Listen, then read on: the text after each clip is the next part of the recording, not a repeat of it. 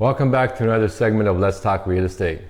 Today we are tackling the single most important document a Texas home seller will sign, the residential listing agreement. That's right, Mark. This isn't just a form, it's a legally binding contract that defines our entire relationship with a seller. It sets the price, the timeline, and most importantly, how everyone gets paid. It's the cornerstone of a successful sale. And right now, the cornerstone is shifting.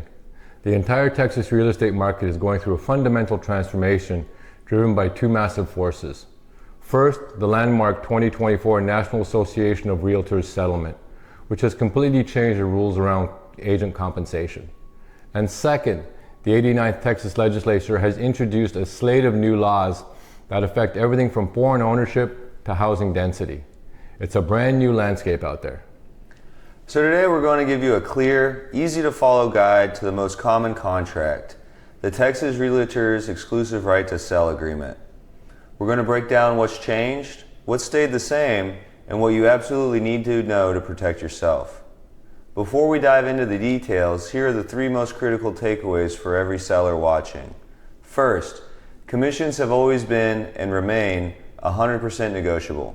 Second, the new forms force you to make a critical strategic decision up front about how or if you'll offer compensation to a buyer's agent. And third, this is a private contract, meaning its terms are flexible, placing a huge burden on you to understand the significant legal risks and obligations you're accepting. Absolutely. Let's start with the basics. We're going to begin by translating a few foundational concepts before getting into the paragraph by paragraph breakdown. I'll kick it off with the first group. We're often asked if this listing agreement is a state mandated form, and that brings us to our first point, the difference between promulgated and association forms. The sales contract you use to sell your house is promulgated or issued by the Texas Real Estate Commission, otherwise known as TREC. Its terms are mostly fixed, but the listing agreement is different. It's a private contract provided by a trade group, the Texas Realtors, for its members. The big takeaway for you is that this means that the listing agreement is far more negotiable than a sales contract. A common pitfall is seeing a pre-printed form and thinking it's non-negotiable. That couldn't be further from the truth. And failing to negotiate key terms like the commission or the length of the contract means you're accepting standard provisions that might not be in your best interests. Next, you'll see that we almost exclusively use these Texas Realtor forms. This is by design. The industry has standardized on these forms to promote clarity and reduce legal liability for everyone. The danger in using an older or obscure local form is that it might not have all the updated legal protections or be compliant with the new industry rules, which could increase your personal risk. And because this is a flexible private contract, it puts a greater burden on everybody to understand what they're signing. This isn't a document to skim and sign. Its purpose is to lay out every detail of our working relationship. The pitfall here is obvious, not reading carefully or not asking questions about complex clauses.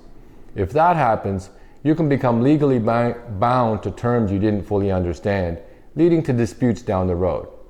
Kyle, why don't you walk us through the different various types of listing agreements that exist and why we use the one we do? Great points, Mark. It's crucial to know that not all listing agreements are created equal. Historically, there have been three main types: open listings, exclusive agency, and the one we use, exclusive right to sell. Let's quickly define those. An open listing lets you hire multiple brokers and only the one who brings the buyer gets paid. Exclusive agency means you hire one broker, but you can still sell the house yourself and do not pay a commission. The industry standard, however, is the exclusive right to sell. This means we are your sole agent and our brokerage earns the commission if the property sells during the term, no matter who finds the buyer. The pitfall here as a seller is sometimes thinking an open or exclusive agency listing will save you money. But the reality is no top broker or the MLS will accept those listings. It results in you getting almost no marketing for your property. And that brings us to the rationale for why we use the exclusive right to sell. Its purpose is to guarantee that if we achieve the shared goal of selling your home, our firm will be compensated for our upfront investment. We spend thousands of dollars on professional photography, staging consultations, and advertising. We can only make that investment if we know that our work will be rewarded. The pitfall is believing that denying exclusivity saves you money. The consequence is that your broker won't risk their capital on marketing. Your home will take longer to sell, and it will likely sell for a lower price, costing you far more in the end. Now let's talk about commissions. There are a couple of enduring legal principles here. The most important one is that commissions are always negotiable, and any agreement to pay one must be in writing to be enforceable. We can't stress this enough.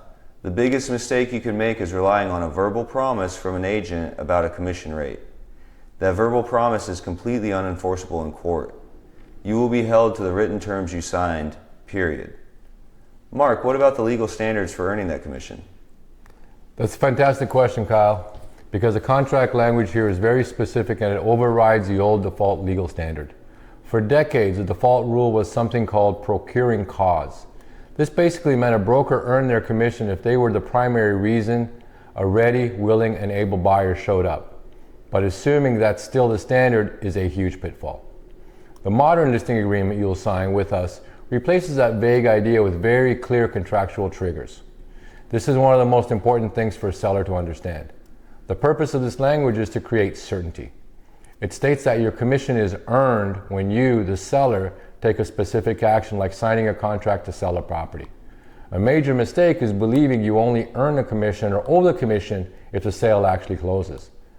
The consequence is severe. If you sign a sales contract but then back out or default, you could still be on the hook for the full commission even though the sale never went through. Now, while our standard agreement is designed for protection, there are predatory versions out there that sellers need to know about. You may have heard about these so-called right to list agreements or NTRAPs. Some firms offer a few $100s in cash up front in exchange for a homeowner signing a 40-year listing contract. The pitfall is accepting this seemingly free money without legal review. The consequence is that you and your heirs become trapped in a decades-long contract with massive cancellation fees that clouds your title and makes it nearly impossible to sell or refinance. Fortunately, the Texas legislature has taken action to ban these unfair and predatory agreements. This protects consumers and upholds the integrity of the legitimate contracts like the one we use. It's a reminder that where contractual freedom is abused, the legislature will step in and protect homeowners. Kyle, speaking of major changes, let's get into the biggest one of all, the 2024 NAR settlement. Absolutely. This is the big one, and it's changed everything. The 2024 NAR settlement brought two core mandates nationwide. First, it eliminated the practice of advertising commission offers to buyer brokers in the MLS. Second, it now requires buyers to sign a written representation agreement with their agent before they can even tour a property. Assuming things still work like they did before 2024 is a mistake. You'll be confused by the new forms and conversations, and you could agree to a compensation structure that negatively impacts your sale. The main impact of this is that the entire conversation about compensation has been forced out into the open. It has shifted the negotiation to direct, upfront agreements between sellers and their agents, and buyers and their agents. The pitfall is trying to avoid this conversation with us at the beginning. If you do, you're likely to be surprised by the last-minute requests from buyers asking you to pay for their agents' fees, which can lead to tense negotiations that could kill the deal. In response, Texas realtors rolled out completely revised forms that became mandatory in August of 2024. Signing an old version of the listing agreement after that date is a pitfall that can't happen. It would make your agreement non-compliant and create a host of legal issues. The most critical change in the new structure is paragraph 5, broker compensation. You now have to make a choice between 5A or 5B. This is the central decision. Choosing 5A means you agree to a total fee, and you authorize us to pay a portion of that to the buyer's broker. Choosing 5B means you agree to pay only our fee, leaving the buyer's agent fee to be negotiated separately. The pitfall is making this choice without understanding the market implications. Choosing 5B might seem cheaper, but it could shrink your buyer pool. Choosing 5A provides certainty, but you need to understand the total cost. Now you might be thinking, I thought you couldn't offer compensation anymore. This brings us to the clever legal solution in the new forms. Paragraph 5A includes a clause that gives us, your listing broker, direct authorization to publicly advertise the compensation offer outside of the MLS, on our website, in marketing materials, etc. This is a crucial workaround. The pitfall is believing that offering a cooperative compensation is now illegal. It's not, and you might unnecessarily limit your marketing strategy by choosing 5B based on a misunderstanding of the rules. Mark, what were some of the other changes and new forms that came out of this? Great breakdown, Kyle. Beyond that massive change in paragraph 5, the new forms also added more prominent disclosures reminding everyone that commissions are negotiable. They also did a better job of separating direct broker compensation from seller concessions. It's a common mistake to confuse these. A seller concession is money you give to the buyer at closing to help with their costs. It's different from the fee you contractually agree to pay a buyer's broker. Mixing them up can cause you to miscalculate your net proceeds and create confusion at closing. To make all this work, a whole suite of new and ancillary forms was created.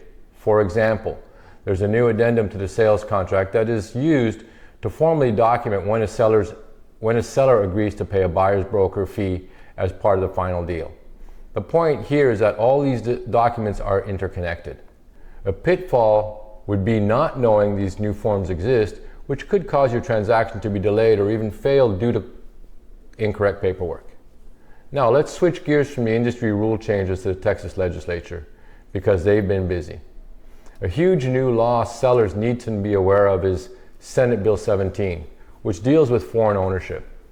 This law prohibits citizens and entities from certain designated countries, currently China, Iran, North Korea, and Russia, from buying property in Texas. The pitfall for a seller is ignoring a buyer's potential ineligibility under this law. The consequence is severe. You could go under contract with a buyer who is legally forbidden from closing, wasting weeks or months of valuable market time. The scope of this law is incredibly broad, covering most property types with only very narrow exemptions. And the Texas Attorney General has the power to unwind any illegal sales. Thinking this only applies to farmland or that exemptions are easy to meet is a huge mistake. A prohibited sale will fail, period. Ultimately, this law adds a new layer of transactional risk. Our duty is to bring you a buyer who is ready, willing, and able. Senate Bill 17 adds a new definition to able. A buyer who is prohibited by this law is not legally able to purchase. The pitfall is working with an agent who hasn't built questions about buyer eligibility into their process. You could take your home off the market for a buyer who could never legally close, causing you to miss out for other legitimate offers. Kyle, there were also some new laws for housing density that have created a huge impact on property values, right? That's right, Mark. This is where things get really interesting for some homeowners. Two new laws, Senate Bill 15 and Senate Bill 840, are set to change the development landscape in Texas, which can indirectly impact the value of your property. The big mistake here is valuing your property based only on its current use. If you do that, you could list your property for far less than it's actually worth to a developer. Let's break them down. SB 15 allows for smaller minimum lot sizes in many areas, and SB 840 allows for multifamily development in many commercial zones without a lengthy rezoning process. Not investigating if your property is affected by these new laws is a major pitfall. You could fail to market your property's highest and best use and literally leave tens or even hundreds of thousands of dollars on the table. This completely changes our listing strategy. The purpose of these laws is to increase housing supply, but the effect is that they can fundamentally alter a property's value. A single-family home on a large lot might now be a prime target for a subdivision. The critical mistake is hiring a broker who is unaware of these new local development. Their advice on your listing price could be based on outdated information, resulting in massive financial loss for you. And finally, to tie all these changes together, the state promulgated sales contracts are being updated to harmonize with our new listing agreement. They are adding specific fields to document any seller contributions to a buyer's broker fees. The pitfall is thinking the listing agreement and the sales contract operate in isolation. They don't.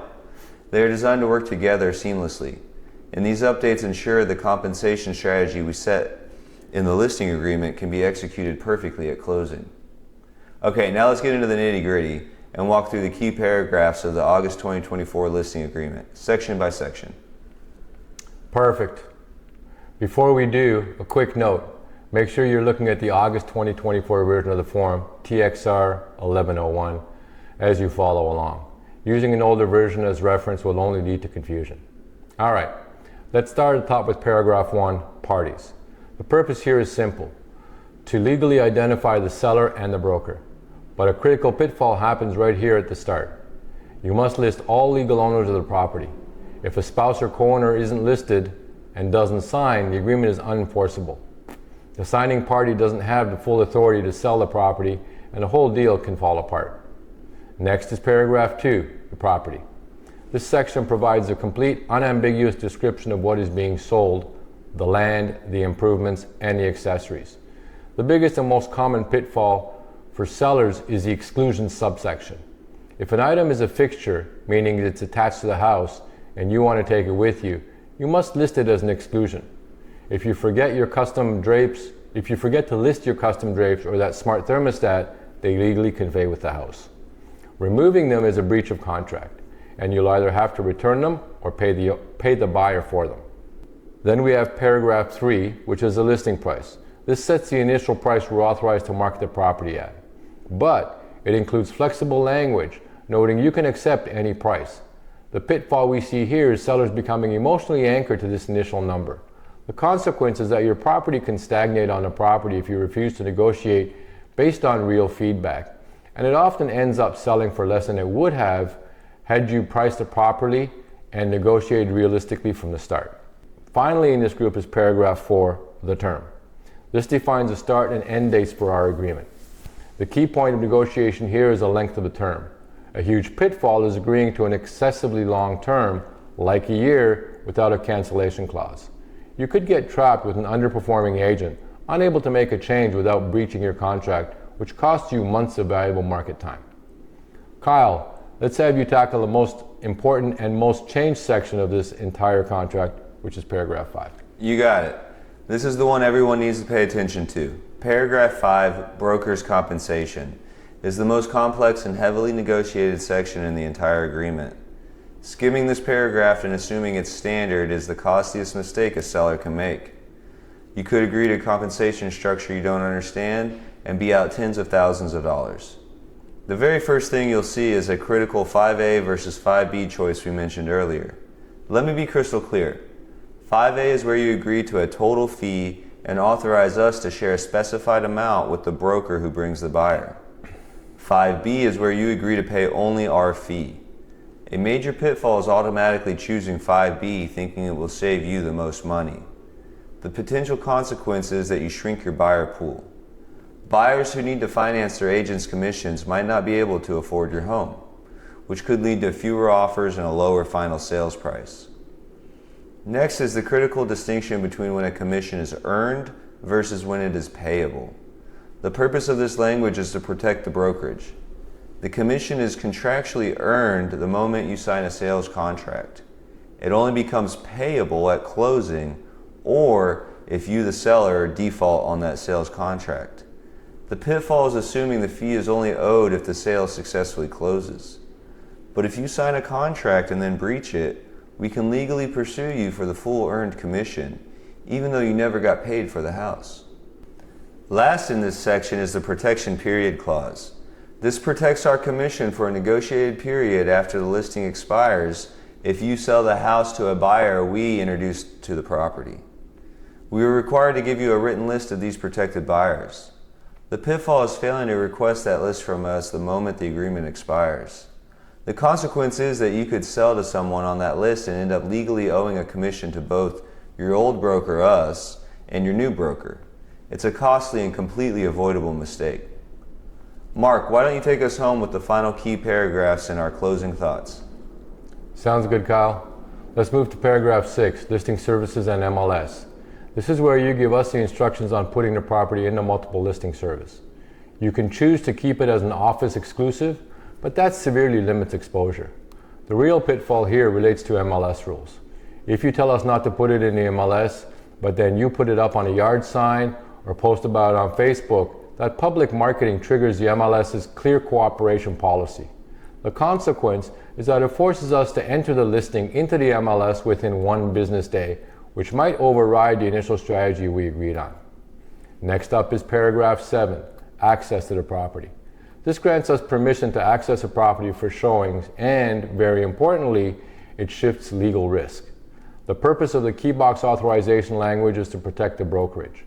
A huge pitfall is not understanding that when you authorize a key box, you are agreeing to indemnify us to hold us harmless for nearly any incident that results. If a visitor gets hurt or damages something during a showing, you are financially and legally responsible, not us, unless we were directly negligent. Finally, let's group together paragraphs 11 through 14. These sections cover your authority to sell, your representations about the property, and a very powerful indemnification clause. The purpose is to document the warranties you are making about the property's condition and legal status. The most significant pitfall you can make as a seller is providing incorrect information or failing to disclose a known material fact, like a lien, an HOA violation, or past flooding. The consequence is severe. You'll not only be in breach of this agreement, but you'll also be contractually obligated to pay for our legal defense if the buyer sues our brokerage because of your mistake or failure to disclose. So to wrap all this up, it's clear the Texas listing agreement in this post-settlement world is a more complex and consequential document than ever before. Viewing it as just a routine form with minor changes is a mistake that can lead to poor decisions and a negative financial outcome. For you, the seller, the primary takeaway is that for every single key term, the price, the length of the agreement, and especially the entire compensation structure in paragraph 5 is negotiable. Passively accepting standard terms without asking questions is a recipe for paying more than you have to and assuming risks you don't need to do. Understanding the massive difference between choosing paragraphs 5A versus 5B is absolutely paramount. And for us as your brokers, the professional standard now demands a much more thorough client education process. It is our absolute fiduciary duty to walk you through these new compensation choices and their very real market implications. The listing agreement is no longer a piece of paper, it's a strategic tool. It requires careful consideration and expert guidance. If you're thinking about selling your Texas property and want to make sure you're navigating this new legislative landscape correctly, go to www.paragondfw.com to schedule a consultation today. If you found this video helpful, make sure you give it a thumbs up, hit the subscribe button and notification bell so you have access to all current and future content. And finally, make sure you leave a comment below. We'd love to hear from you. Thank you for watching this video, and we look forward to seeing you in the next one. All the best.